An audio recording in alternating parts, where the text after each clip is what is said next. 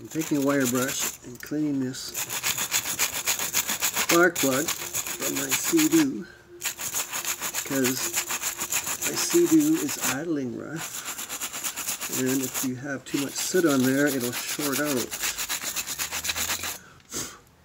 to your frame. And fortunately, I'd already started cleaning it before I started the video, but the other thing is I've got 3 spark plugs in my Sea-Doo, and I'm just trying to get the light on here. You can see white, white, and then black.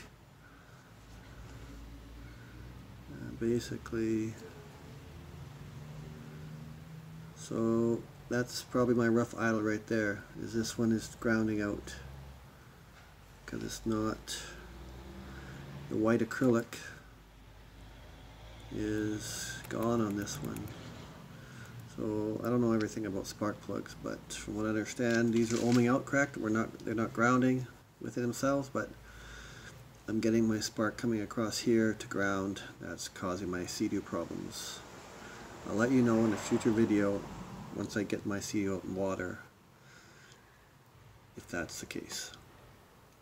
Daryl with Comfort Environment, Furnace Repair in Calgary, Alberta.